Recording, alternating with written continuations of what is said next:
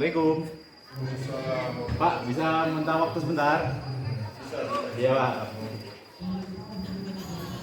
Sehat, Pak? Sehat, Alhamdulillah. biasa juga. Alhamdulillah, Pak. Ya, lancar puasa, Pak? Alhamdulillah lancar. Alhamdulillah. Waktu puasa. Ah, insya Allah lah, Pak. Puasa udah besar nggak puasa, Pak? Anak kecil itu kan puasa. Tadi saya tengok kamu bapak banyak, jadi saya maju mundur. Jadi alhamdulillah bisa punya waktu lagi buat bapak.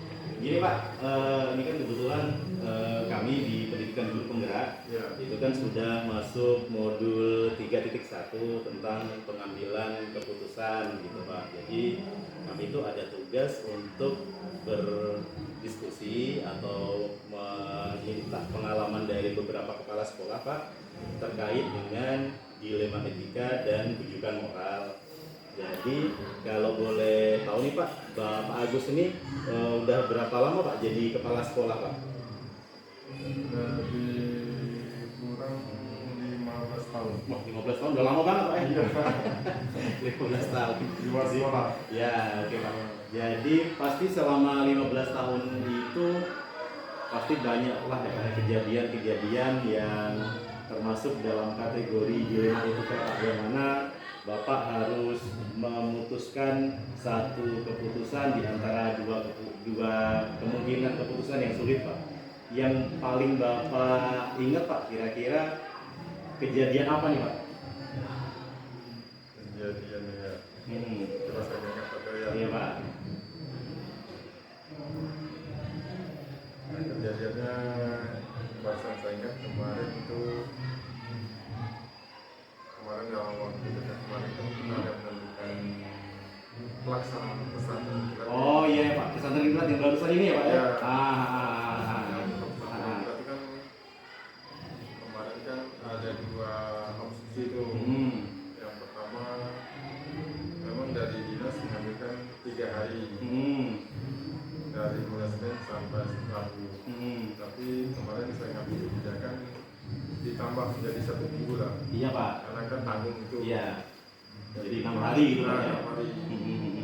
Kita kemarin kita bawa rapat, kita tawarkan ke kawan-kawan, mas guru, ada yang setuju yang 3 hari, ada yang setuju 6 hari. Iya.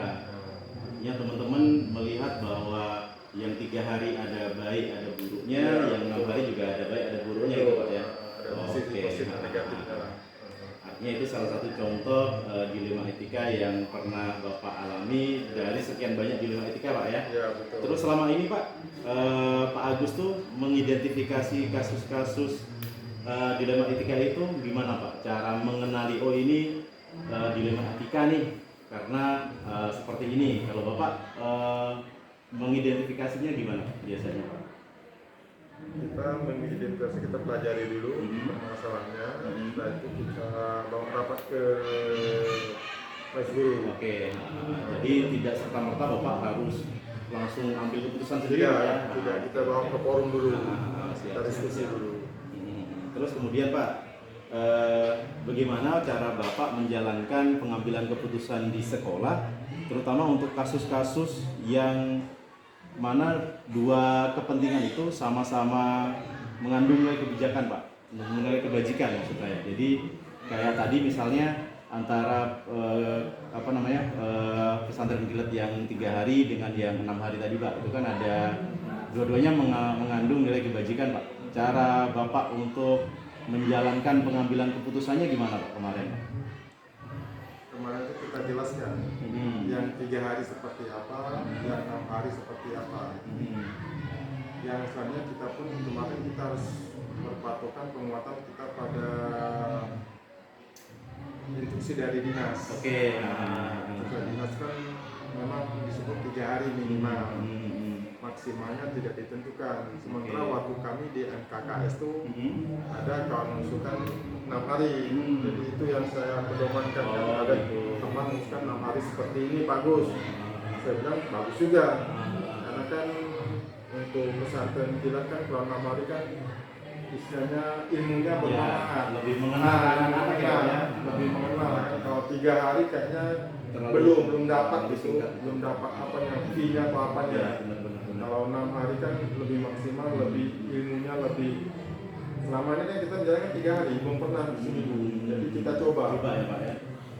Setelah kita coba, kemarin kebanyakan kawan-kawan setuju 6 hari. Oh gitu. Awalnya ceritanya.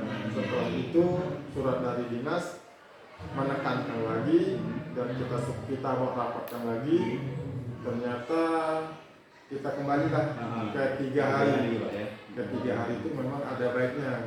Ada positif, ada negatifnya. Kalau positif misalnya kita tidak melibatkan narasumber yang dari luar banyak waktu, banyak masing-masing narasumber kan ada kegiatan bukan masing-masing ya.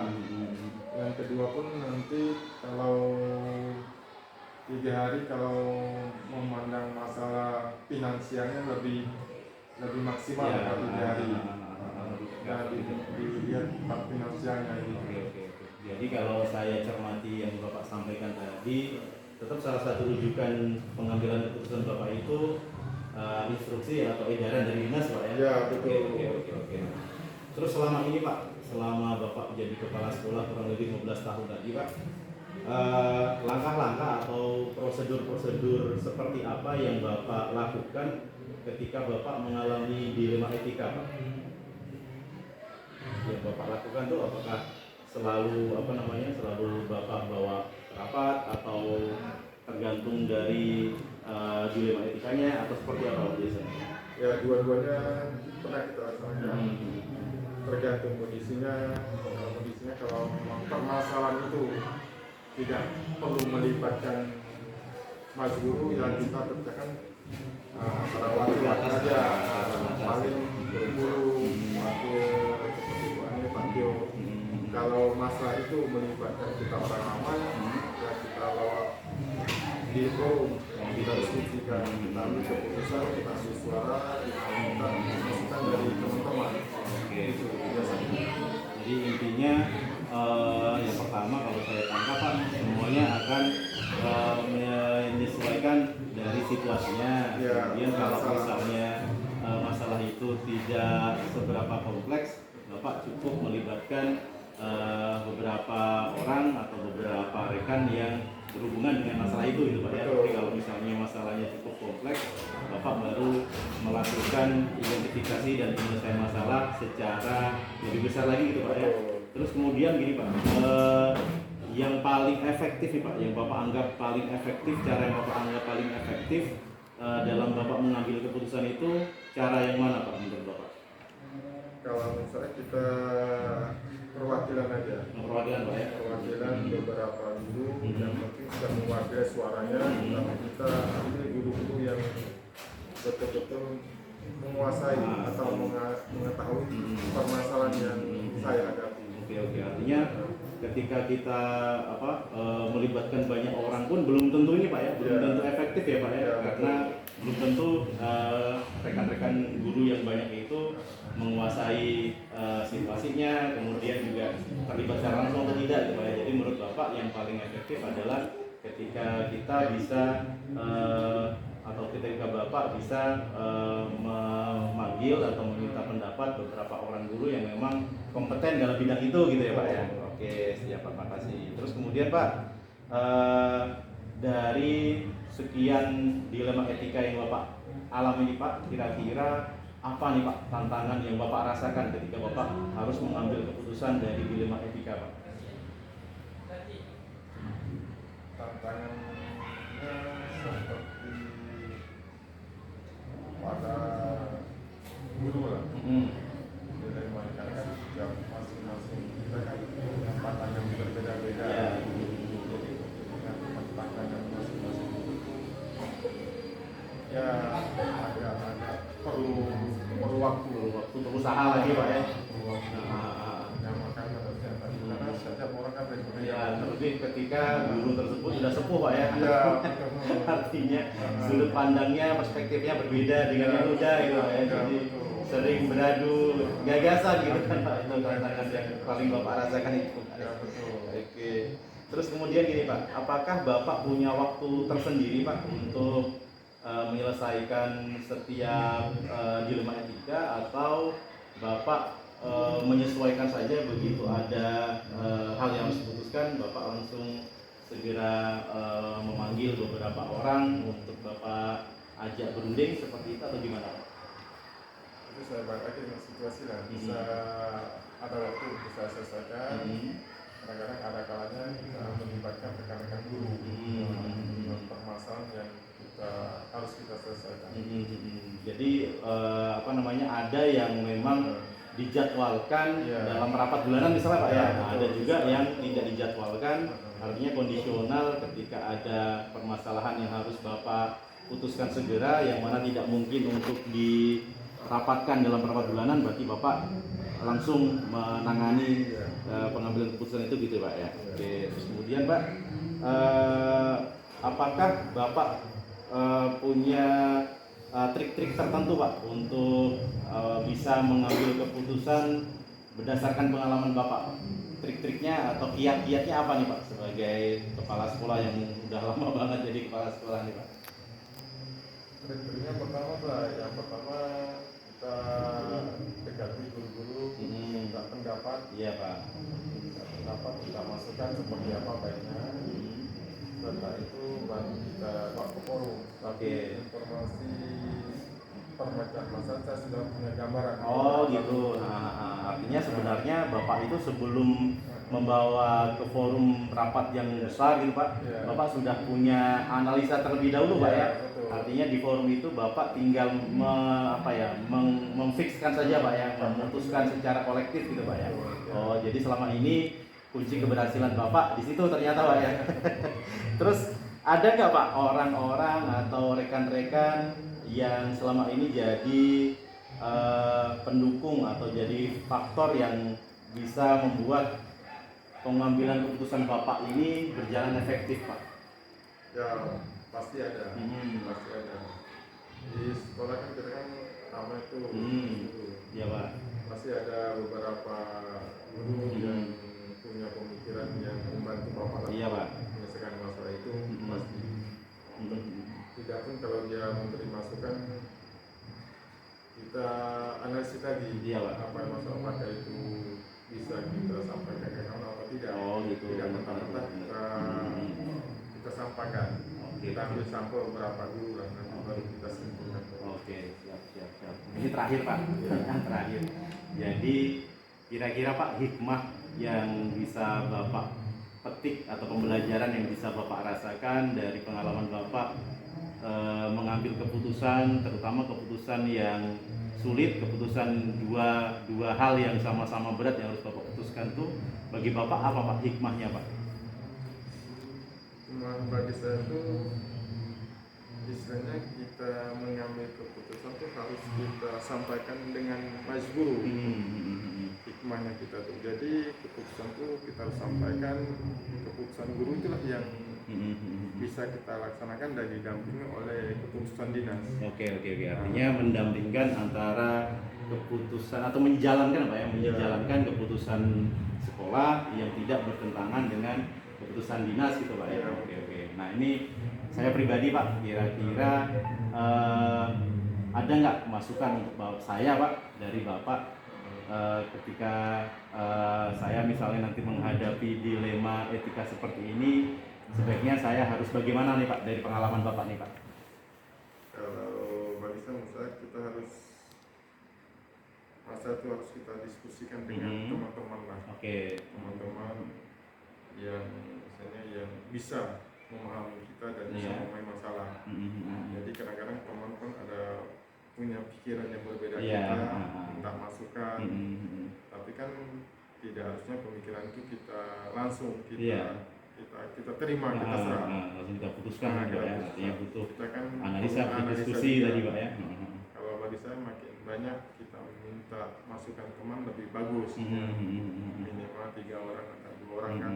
Karena kita kan punya pemikiran, kadang-kadang kita lupa. Kita tak terpikirkan hal-hal ke situ. Artinya keberadaan dari teman-teman atau rekan-rekan itu melengkapi Pak ya, melengkapi atau mengingatkan manakala kita terlupa gitu Pak. Mana yang baik kan pasti teman tuh, kita kan setiap manusia kan punya pola pikir yang berbeda. Iya benar Pak. Tidak sama kan. Menurut kita baik, belum tentu menurut orang tuh baik kan. Gitu, ya. Jadi dengan adanya masukan teman-teman kan misalnya bisa membantu kita lah Iya. yang lebih baik. Iya.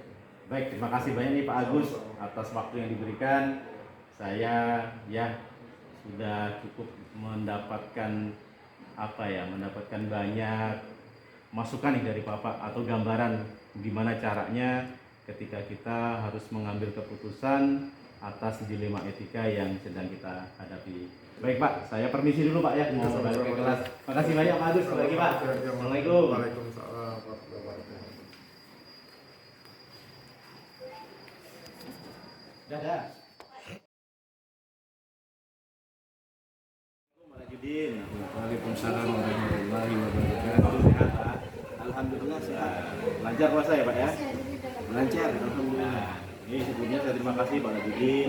Saya sudah diberikan izin dan waktu untuk melakukan diskusi Pak. Ya. Bertanya-tanya kepada Bapak tentang pengalaman Bapak sebagai seorang pemimpin, seorang kepala sekolah dalam pengambilan keputusan yang berbasis nilai-nilai kebajikan nih Pak. Jadi sebelumnya nih Pak, kalau boleh tahu Pak, Bapak menjadi kepala sekolahnya udah berapa lama Pak? Baru 3 tahun. 3 tahun, Iya. artinya sudah cukup lama Pak ya. Dalam 3 tahun kan pasti banyak sekali dilema-dilema etika yang Bapak sudah hadapi tuh Pak. Banyak. Nah, jadi kalau selama ini Pak, cara Bapak mengidentifikasi kejadian-kejadian atau kasus-kasus yang merupakan dilema etika itu bagaimana? Ya Bapak mengenali oh ini dilema etika nih, oh ini bukan nih. Biasanya bagaimana? Kalau kasus-kasus dilema etika ya, memang kasus ada yang dilema etika, ada yang bukan dilema Iya etika. benar. Nah, kalau kasus dilema etika tuh banyak sekali di tempat saya ngajar di Pulau. Ya, anak-anak kan wajib sekolah tuh. Ya. Ya, sampai umur 9 tahun ya. 9 tahun, yang wajib 9 tahun belajar. itu berarti sampai 16. Ya, anak-anak ini kalau mereka tuh rata-rata orang tuanya nelayan. Nelayan laut Pak, ya? Di laut, ekonomi orang tuanya itu kurang mampu. Jadi mereka sekolah juga, tapi satu sisi mereka harus membantu ekonomi Iya orang tua. benar. Jadi itu termasuk satu sisi dia harus belajar, satu sisi Membantu kalau ekonomi ekonomi keluarganya tak mampu, susah juga dia mau sekolah. Jadi di situ kita lihat ada dilema etika. Iya. Ya kita izinkan sekolah juga. Kalau di dalam waktu sekolah pas dia mau ke laut, ya contohnya yang buka bilis, ya kan itu 1 hari penuh. Kalau tekong bosnya mau siapkan makanan bisa 2 hari nginap, artinya kelam kata istilah orang sana, bisa 2 hari. Iya. Ada juga yang mancing Dekat situ berarti Pak. jauh sedikit, Jauh juga? jauh ke Mapur sana, itu 3 hari, beda. Kalau bukat 1 hari bisa selesai, paling lama 2 hari. Nah, jadi kita harus izinkan dia lah. Kalau tidak, dia nggak mau sekolah. Gitu pula orang tuanya tuh baik juga mengizinkan. Iya. Karena pertentangannya itu antara belajar dengan kebutuhan ekonomi. Ya, Pak, ya. kebutuhan ekonomi keluarga. Terus selama ini Pak, cara Bapak mengambil keputusan, terutama untuk kasus-kasus yang besar, kasus-kasus yang berimbang nih antara keputusan A dengan keputusan B itu, biasanya caranya seperti apa Pak tadi? Untuk anak ya, kalau untuk anak ya tentunya kalau saya sih kalau di bulan Desember saya suruh gurunya cek dulu ke warga ke tetangga sebelah benar nggak anak ini membantu orang tuanya, Konfirmasi dulu Pak ya. mengkonfirmasi, tanyain juga dengan orang tua. Baru karena kita ada komite, jadi kita rapat dengan guru, rapat dengan komite, diputuskan bersama, ya koordinasi lah, kerjasama warga sekolah, ya memang benar keadaan ekonomi anak ini begini, orang tuanya begini, ya kita izinkan. Oke. Kalau guru ya ada juga sih sana kendala. Kalau saya kan 4 pulau tuh Pak. Kalau di Selat Limaunya kendalanya SMP ini listrik, listrik seperti Vincent. Jadi kalau guru ikut sertifikasi seperti Bu Yuliana mungkin kenal, kan nggak ada listrik di sana tuh. Jadi memang saya izinkan dia ke Kijang, tapi pelajaran tetap tugasnya diberikan ke guru nanti untuk mengisi. Nah, begitu juga yang di Telang sama, apalagi di Pulau Sireh nggak ada sinyal sama sekali. Jadi kondisinya berbeda. Unik sekolah saya. Ya benar karena di kepulauan Pak ya. Iya. Tapi intinya keduanya harus seiring sejalan gitu Pak ya. Artinya yang Kalau kegiatan guru pokoknya. kelas ditinggalkan, tugasnya itu dia titipkan ke guru Oke, lain. oh gitu. Kalau anak ya kita konfirmasikan dengan warga sekitar sekolah itu. Jadi kalau disimpulkan nih Pak, secara umum prosedur dalam pengambilan keputusan Bapak artinya baik itu dilema etika terhadap guru ataupun dilema etika terhadap murid, kalau di generalisir, kalau diambil garis besarnya itu prosedurnya mulai dari mana, terus apa gitu. Prosedurnya ya, kalau kita lihat dilemanya tentu dari laporan anak itu dulu. Benar. Baru kita konfirmasi ke warga, konfirmasi ke orang tua, komite. Setelah itu kita rapatkan sama dewan guru dan komite. Nah, dari hasil rapat itulah nanti kita putuskan, kita izinkan anak itu untuk laut untuk membantu orang tuanya. Setelah dicari tahu benar kebenarannya seperti Ya, apa itu Pak. konfirmasi lah gitu. Artinya tidak serta-merta Bapak langsung memutuskan sendiri tanpa melalui Iya. prosedur seterusnya enggak Pak ya? Iya. Oke, siap. Terus gini Pak, kira-kira hal-hal apa nih Pak yang membuat keputusan Bapak ini bisa diambil secara efektif gitu Pak? Apakah kerjasama dengan guru ataukah mungkin informasi-informasi yang didapatkan atau apa gitu? Artinya sesuatu yang membuat Bapak bisa mengambil keputusan secara efektif itu apa misalnya Pak? Seperti tadi, ya tentu ada koordinasi dengan warga sekolah, ya tetangganya, RT, komite, ya, harus ada koordinasi, harus ada koordinasi dan konfirmasi. Begitu juga dengan majelis guru, kita harus menampung pendapat dari warga sekolah termasuk guru baik edik di dalamnya. Tidak bisa sendiri. Jadi itulah yang menguatkan pendapat kita. Jadi Bapak sudah sebutkan bahwa letak geografis, kemudian letak kondisi sosial kultural di sekolah Bapak yang seperti itu sangat luar biasa menantang Pak ya. Ya. Selain itu Pak, ada lagi nggak Pak yang menantang nih Pak, selain kedua kondisi itu yang bisa mempengaruhi pengambilan keputusan Bapak sebagai kepala sekolah? Iya, cuaca. Karena kita kan dari Sungai Enam ke Selat Limau, Pulau Sirai, kalau angin ribut itu sangat membahayakan nyawa gurunya sekali. Apalagi kalau cuaca nggak bagus, memang itu kita nggak bisa nih rapat di sana. Ya, pompong nggak bisa jalan. Iya, benar. Begitu juga di Pulau Lenya. Tapi untuk mengatasi tersebut, saya adakan Zoom meeting. Berarti melalui virtual ya Pak ya? Melalui virtual. Jadi saya kasih link ke Zoom meeting yang sekian, kalau ada masalah ya dirapatkan melalui Zoom meeting. Ya, selama ini koordinasi dan lain sebagainya itu tetap bisa dijalankan Pak ya, meskipun Bapak Ada kendala cuaca dan berangkat. seterusnya. Oke, baik Pak. Terus kemudian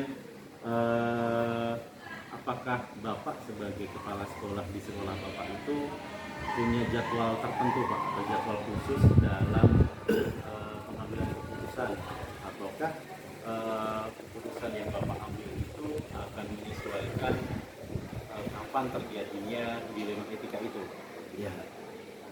Untuk dilema etika ini memang tidak ada jadwal khusus. Kalau saya itu nggak ada. Karena begitu laporan murid, kita konfirmasi. Langsung diselesaikan gitu. Karena kalau guru mau PPG, ya kan nggak bisa lagi harus sekian. Jadi dia lapor, ada suratnya, ya saat itulah kita rapat, kita musyawarahkan. Jadi nggak bisa terjadwal. Nanti kondisional menyesuaikan dengan kapan terjadinya dilema tersebut. Oke, baik. Terus kemudian apakah ada faktor-faktor yang mempermudah Pak, atau faktor-faktor yang bisa membantu Bapak dalam mengambil keputusan dilema etika itu Pak? Ya. Faktor yang mempermudah tentunya kerjasama dari guru-guru, musyawarah, kekompakan timur.